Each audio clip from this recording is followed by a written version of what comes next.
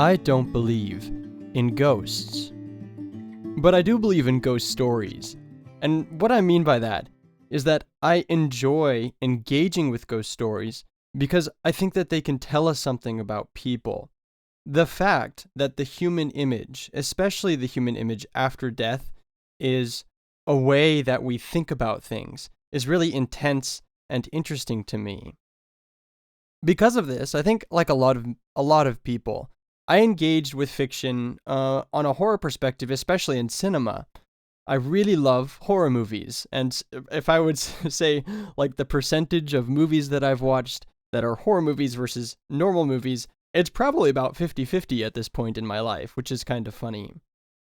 And the thing that I think literature shares with horror movies is that almost all of them are pretty bad. That's not to say that they're not enjoyable. I really like really old horror movies that are bad as well. But they're not very good from a technical perspective or a theme perspective or really any way. Now, when I've forayed into horror literature, I have likewise also been pretty disappointed. And that's kind of sad, isn't it? The genre space is so full. And I should be able to find some things that I like. And I have. And I'm going to talk about 3 horror novels that I really like and really enjoy. Before that, I'm also going to talk about 3 horror novels, or ghost novels, really. They're not exactly horror, that I think are really important. So even though they're pretty standard or they're well known in literary spaces, I think they do a really, really good job at implying what ghost stories can do for us. Along with this, I was originally going to talk about the disappointments I've had in the horror genre. And unfortunately, the Reddit pages or literary boards that suggest horror novels are pretty much overrun with a bunch of books that I really, really dislike. I think, for instance, that Stephen King is a really good author most of the time, especially after maybe 1970. But his horror novels, most of the time for me, are pretty bad. I think the Dark Tower series, a lot of people really love the Dark Tower series, and I love that series as well. I think it's really good. But I really don't like The Shining, and that's sort of a lot of literary folks' darlings when they talk about horror literature. Likewise, books like Hell House are pretty bad in my opinion. I think they fall into the same category of horror, where Stephen King will often have his main character sort of be sexually attracted to someone, and then the horror of the scene is the character's realization that what he was lusting after, it's a man usually, was not what he thought, and that is supposed to be, I guess, scary, which it is not to me. Nor is it didactic. It's not teaching me something, right? It's sort of just, I think he's very scared of naked old women for some reason. Hell House is a lot like that, in that the ghosts are very sexually active, and they're not sexually active in a way that makes me think he's trying to teach me something. I think he's probably just scared of sexually active ghosts, or a house that likes to impose itself on his female characters. And that's not very exciting to me. Even more into the modern horror segment, I didn't like things. I mean, I actually did like Stephen Graham Jones's All the Good Indians. I thought 99% of that was fantastic. I think it falls a little bit in its perspective is pretty off, and that ruins a lot of the horror later. And there's also a lot of basketball in that book, which I assume Stephen Graham Jones really likes basketball, and that's good for him, but it doesn't quite make a compelling story for me. So let's kind of not talk too much about that. I really don't. A lot of people love those books, and you should. They're exciting and interesting. I just don't think they're very good for the things I care about horror novels, and I care mostly whether it can teach me something using fear, or if its aesthetics are very, very well controlled. If the writing is good, the prose, the syntax is like creative or interesting, or it has a connection to literary history and the development. It's written in a style, I guess. So in that vein, let's talk about some classics that I think are really important for understanding just what ghost stories can do. The first one I want to talk about is A Christmas Carol. And that's kind of a funny thing to say. I don't think most people would call that a horror novel to this day, but it is. It's a ghost story. And I have never read a novel that so eloquently combines tradition, ghost stories, and the didactic feeling. The idea that these specters, these people that people see and really, really do see, like I believe that people think they see ghosts. That can teach us something. That can show us and help us reflect on our lives. And it's just done in such good faith as well. You know that Charles Dickens just wanted to tell a good story with A Christmas Carol. And he did. It is a really good story, and it's one I watch the films of every year. I don't read it every year, but maybe I should. Anyway, to kind of give the feeling, let's read the preface that he wrote to A Christmas Carol really quick. Quote, I have, and have is capitalized here, I have endeavored, in this ghostly little book, to raise the ghost of an idea, which shall not put my readers out of humor with themselves, with each other, with the season, or with me. May it haunt their houses pleasantly, and no one wish to lay it. Their faithful friend and servant, Charles Dickens. What a great kind of feeling when you're being introduced to a ghost story. Of course, ghost stories are told a lot around Christmas time traditionally, and that's kind of why I've postponed this video from coming out right on Halloween to sort of in the middle between Halloween and Christmas, and also I am always behind, it seems like. Anyway, the second classic that I think really understands ghost stories is a book called Pedro Paramo by Juan Rulfo.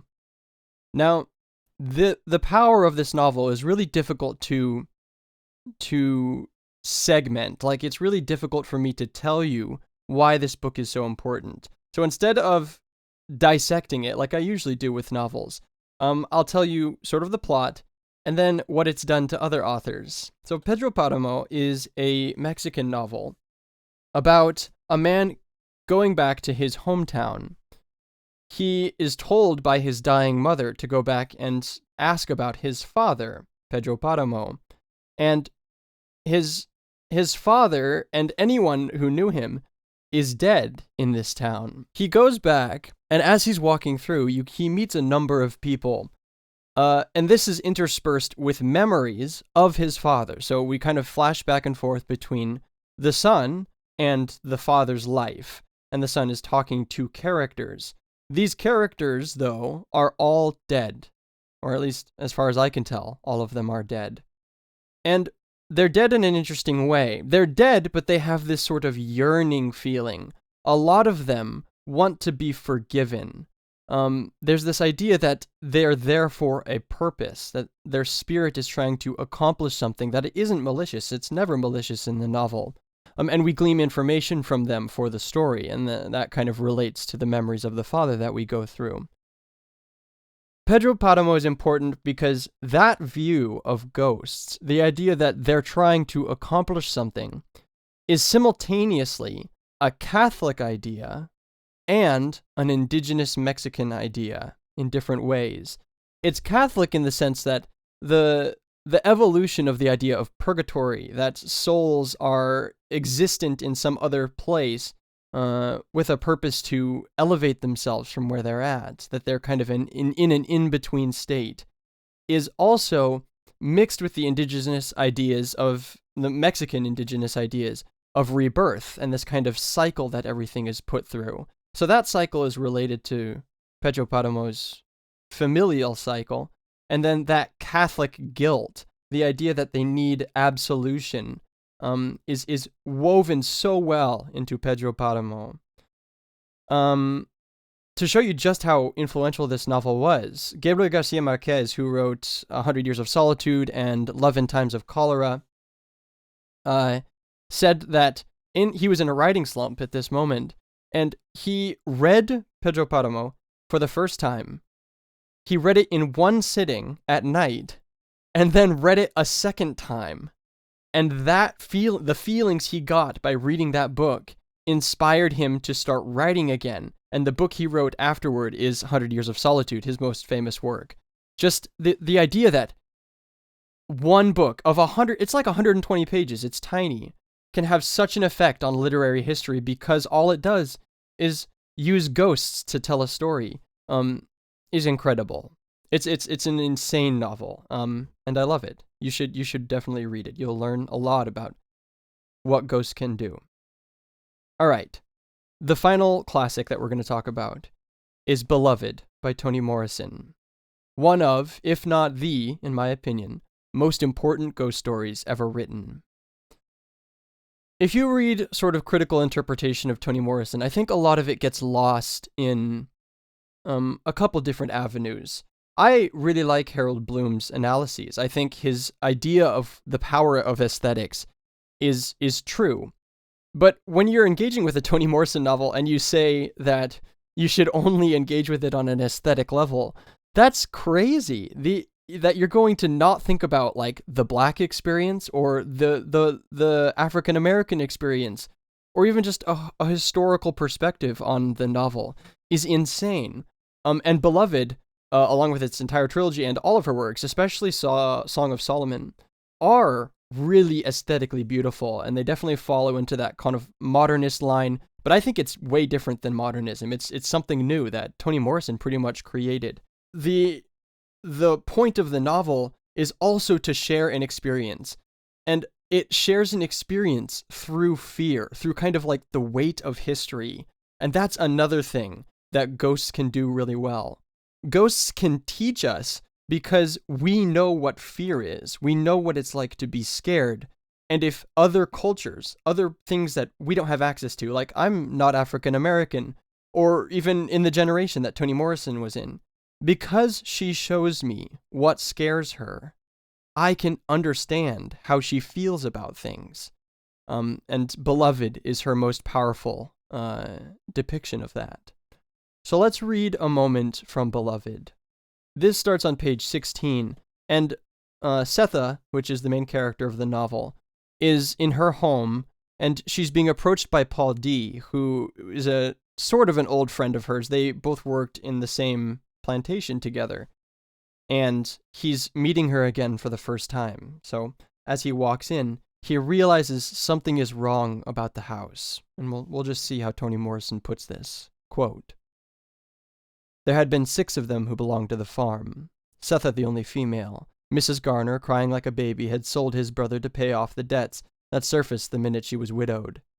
Then school-teacher arrived to put things in order.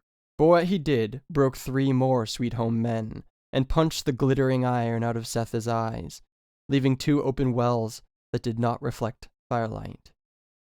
Now the iron was back, but the face, softened by hair, made him trust her enough to step inside her door smack into a pool of pulsing red light. She was right. It was sad. Walking through it, a wave of grief soaked him so thoroughly he wanted to cry. It seemed a long way to the normal light surrounding the table, but he made it, dry-eyed and lucky. You said she died soft as cream, he reminded her. That's not Baby Suggs, she said. Who then? My daughter, the one I sent ahead with the boys. She didn't live? Nope. The one I was carrying when I run away is all I got left. Boys gone too? Both of 'em walked off just before Baby Suggs died. Paul D. looked at the spot where the grief had soaked him. The red was gone, but a kind of weeping clung to the air where it had been. Probably best, he thought. If a Negro got legs, he ought to use them. Sit down too long, somebody will figure out a way to tie them up. Still, if her boys were gone. No, man, you here by yourself? Me in Denver, she said. That all right by you? That's all right by me. She saw his skepticism and went on. I cook at a restaurant now, and I sew a little on the sly. End quote. That depiction, when I read that for the first time, I had never heard a ghost described that way, that it's kind of an essence in the air that you can walk through and it soaks you. But more it's also just a feeling, right? It's not that there is a ghost there that's a person, although it is a person. Eventually we find out. It materializes into more of a character. But at this point, it's described as a grief or a weeping in the air. And that's a really, really powerful way to describe ghosts. I love that. I love that a lot. Toni Morrison truly was an incredible writer. You can, by the way, she has audiobooks where she reads it herself.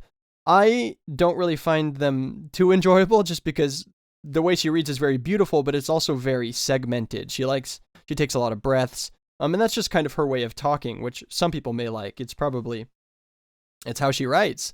And so it's great that we have that she was alive long enough in the modern realm for us to hear her voice, even if it's not something I'm into all the time. Okay, those are the 3 classics, and I really think that if you want to understand more about ghost stories and how good they can be, you should start with those. But let's go a little bit more now into my personal favorites. So these I don't think are universally the best ghost stories ever, but they are ones that I really like. And again, I really like stories that have aesthetic value to them and that can teach me. So the first one of those is The Haunting of Hill House by Shirley Jackson. Now, The Haunting of Hill House is one that's gotten a lot of press, especially with the release of the movies directed by the TV show directed by Mike Flanagan. And the TV show is really, really good. Flanagan I actually have fallen out of love with his work in modern times. I don't think Dr. Sleep was very good, but The Haunting of Hill House is one of the best adaptations I've ever seen, and it's nothing like the book, nothing at all.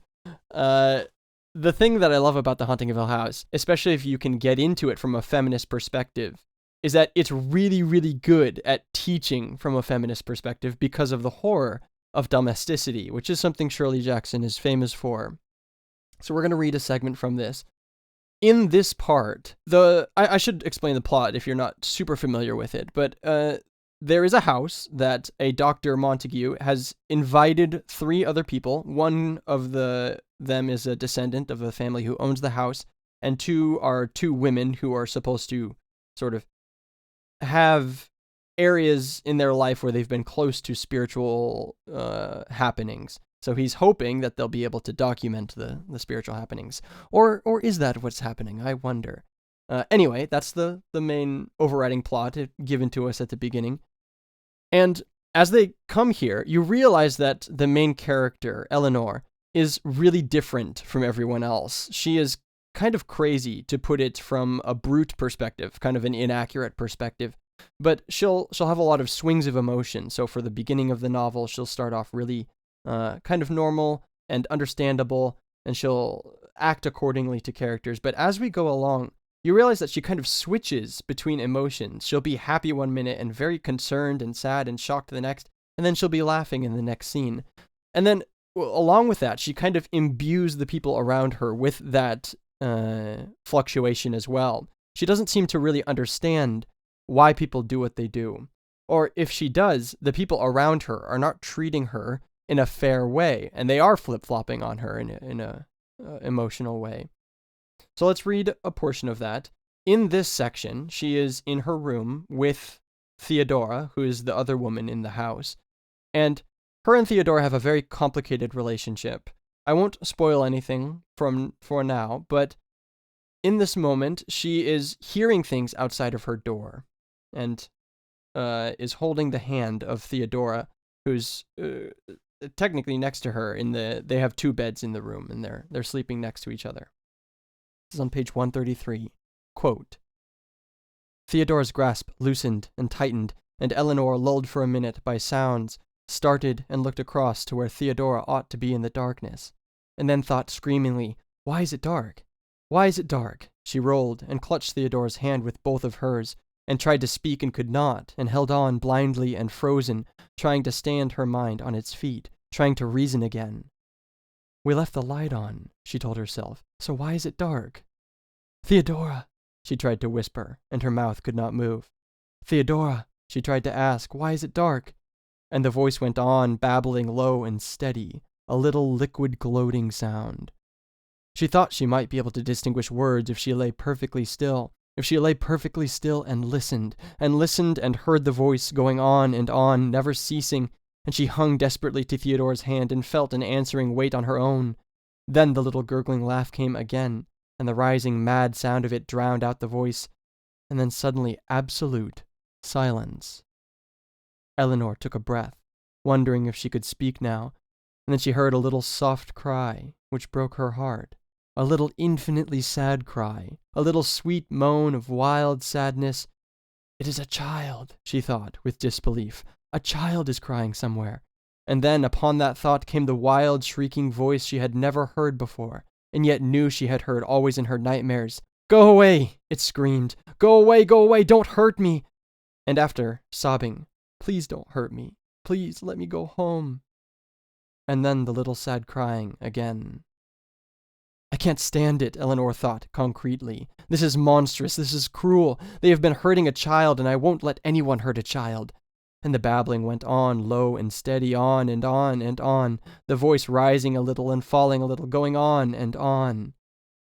Now, Eleanor thought, perceiving that she was lying sideways on the bed in the black darkness, holding with both hands to Theodora's hand, holding so tight she could feel the fine bones of Theodora's fingers. "Now I will not endure this. They think to scare me. Well, they have. I am scared. But more than that, I am a person. I am a human. I am a walking, reasoning, humorous human being. And I will take a lot from this lunatic, filthy house, but I will not go along with hurting a child. No, I will not. I will, by God, get my mouth to open right now, and I will yell. I will yell, 'Stop it!'" she shouted, and the lights were on the way they had left them, and Theodora was sitting up in bed, startled and disheveled. "What?" Theodora was saying. "What, Nell, what?" God, Eleanor said, flinging herself out of bed and crossing the room to stand shuddering in a corner. God, whose hand was I holding? End quote. This part is the crux of, I think, the whole novel, and I believe Shirley Jackson is quoted as saying the same. But that fear that you can kind of feel when Eleanor realizes that she's been holding this hand so tightly she says she can feel the bones, and then Eleanor is in her bed across the room when the lights come on, and it wasn't hers, is super emblematic of the unreliable narrator. This idea that not only Eleanor is not someone we can trust because what she said surely isn't true. She realizes it at the end of the novel. But what else about the story isn't true? And what's more, the symbolic elements of that scene are really strong as well. She thinks she's holding Eleanor's hand. She thinks Eleanor is there.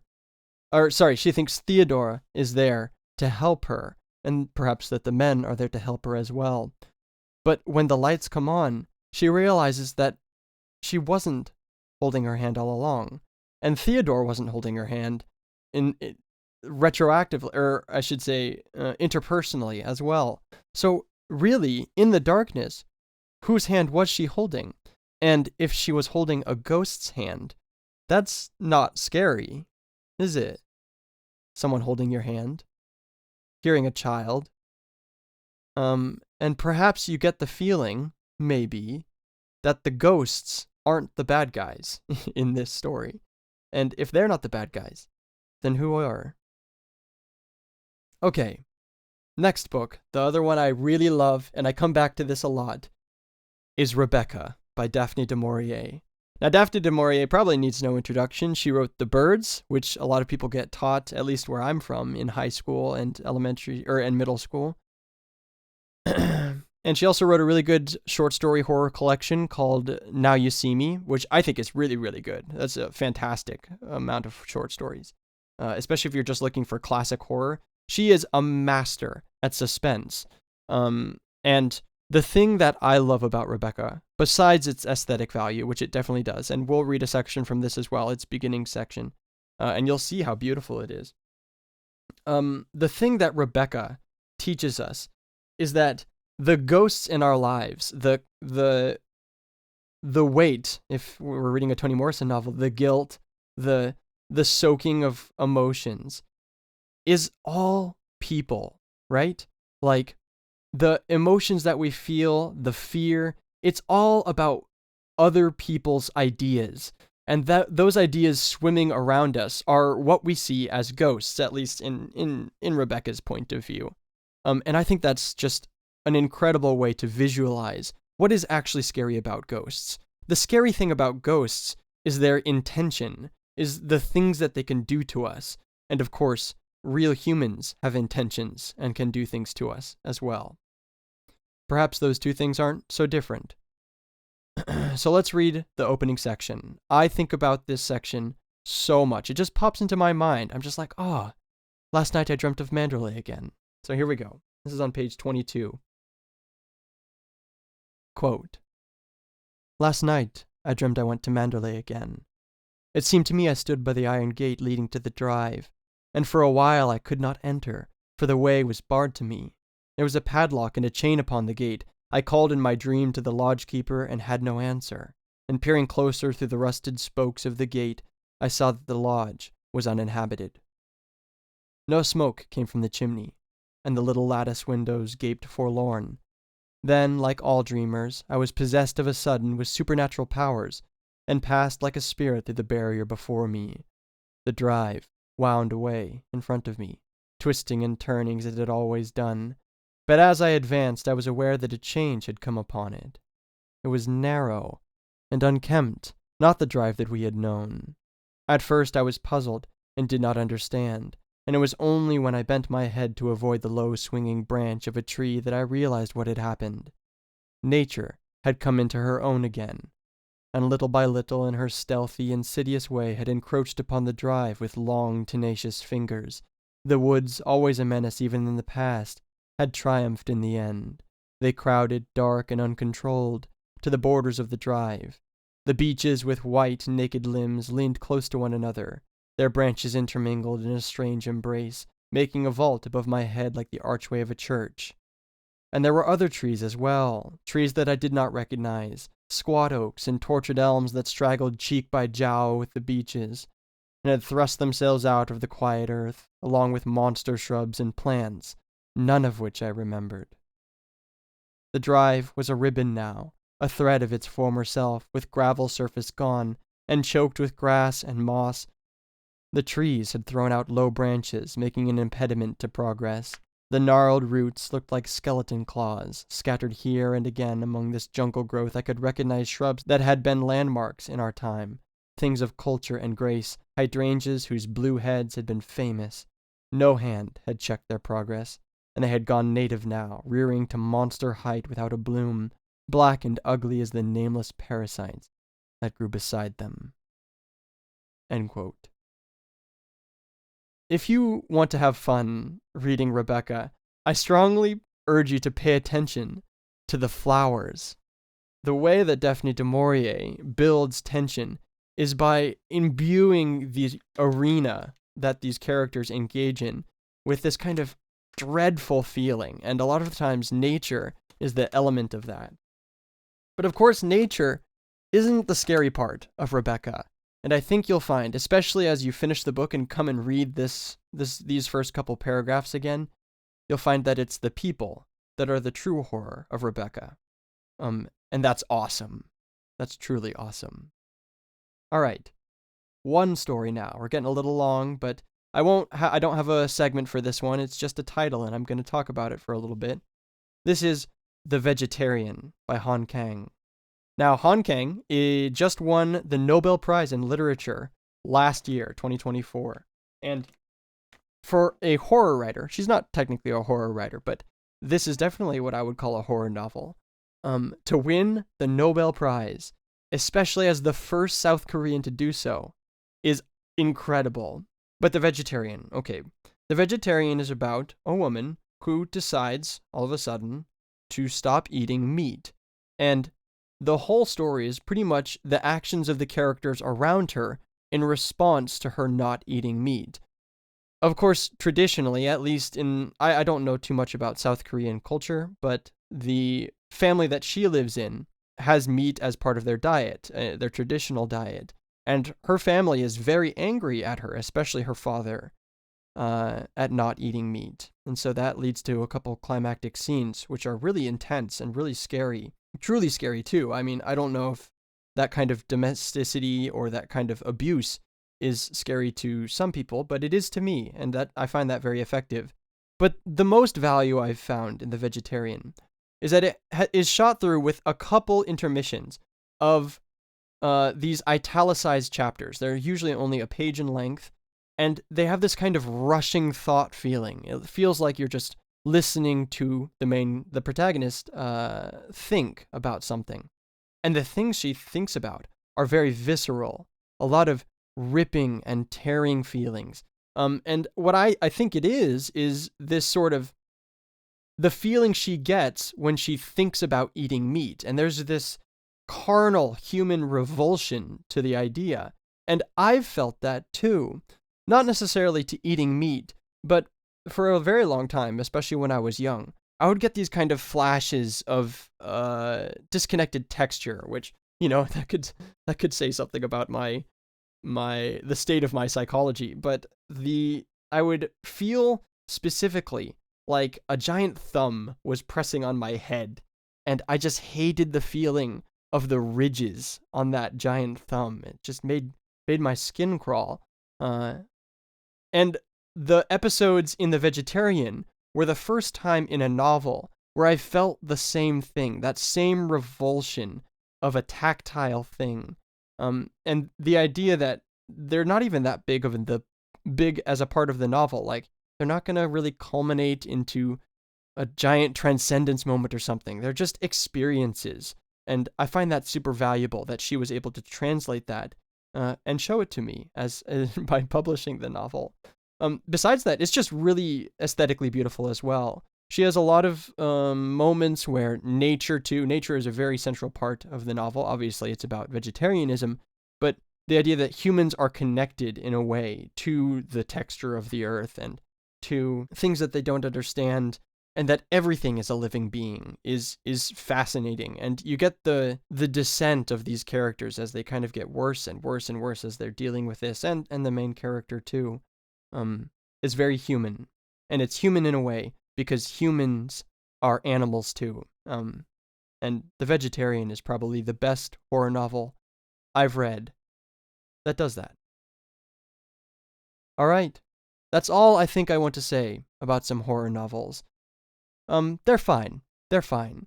But these three and the three of the classics are truly what I think they're literature. They're horror literature. And I would encourage you, if you've been kind of looking through horror and you've been disappointed like I had as well, I would like you to try that and tell me what you think. They're great. And yeah, I will have another video coming out pretty soon. I wanted to time it with the release of a particular movie coming out soon. I will be probably a little bit late on that as well, but thank you all for coming and listening to me. And thank you for being patient, especially with the last video. The Sound and the Fury video, which is an hour and 47 minutes long, took a lot, not only of research, but of editing, and I just really probably wasn't prepared when I set that up as my schedule. But it did come out well, and I am glad that you guys are patient with me, with my slow schedule. I will continue to try and get things out pretty soon. I start grad school again pretty soon, so hopefully my schedule won't be too messed up, and I will look forward to making these videos out, hopefully once a month. I can't promise that, but I will try. I will try. All right. I'll talk to you later.